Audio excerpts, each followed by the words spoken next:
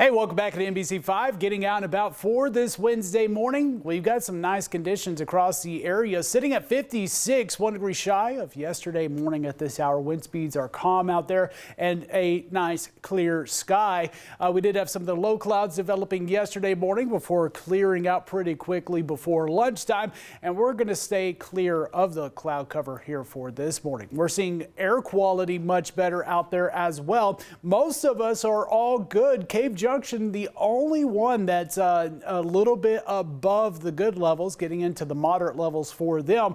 We do see and have had the smoke pushing further south than where it has been building up for the last couple of days into that southern Josephine County and going across Siskiyou County. Now for today, most of the smoke is going to be staying on the clear side, especially for most of the area, besides, of course, parts of the coastline when going into Del Norte County and stretching further south. Ongoing fires, that smoke's going to be pushing to the southwest. As we get through Wednesday night into Thursday, we're going to see a little bit of a shift of this smoke becoming more from the east, and with that, it is going to be pushing further to the coastline. That means the rest of us continues with the clear conditions.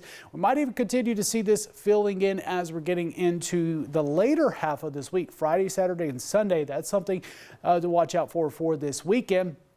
We also have a red flag warning. This does include the Flat and Anvil fire in Curry County. That's with the dry conditions expected to continue late today all the way through the overnight hours, and some gusty wind, of course, that could potentially spread those fires going on right now, as well as any new fires started could spread that fire pretty quickly. So again, today, avoid anything that could potentially start a fire. Even if you're not in that red flag warning, hot and dry conditions will continue. Wind speeds not as strong, especially east of the Cascades, as what we saw yesterday. Still about 5 to 15 miles per hour for a light breeze. We see that stronger wind for the coastline, though, and a little bit further inland, where we could see some wind gusts getting up to around 25 to 35 miles per hour. Again, that's why we have that red flag warning in place with the stronger wind speeds for them. Thursday, wind speeds look to be much calmer for the area, which is some good news with the hotter temperatures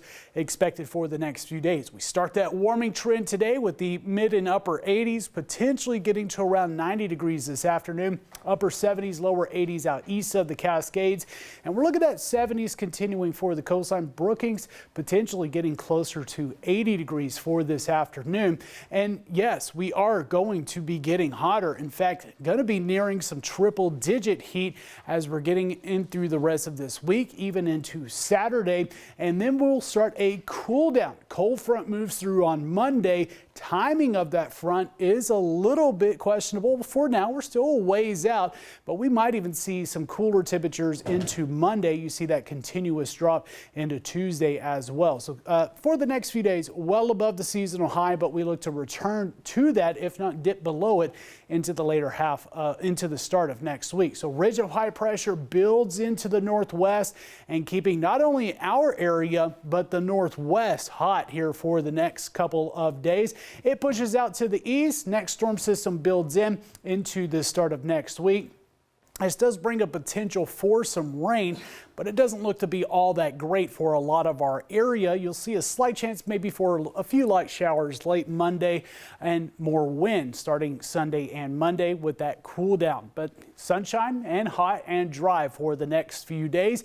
Mid 80s through Thursday and from Thursday through Saturday for the Klamath Falls area. We'll be dipping down into the 70s next week. More wind and a slight chance for some isolated storms as we're getting through this weekend. Keep that in mind as well. Hopefully we don't see a lot of lightning activity in the area after the hot and dry conditions the next couple of days. A few isolated storms into northern California and more wind into the start of next week with the cooler temperatures. The coastline will be dropping from those 70s to the mid and upper 60s into this weekend. Slight chance of the showers on Monday.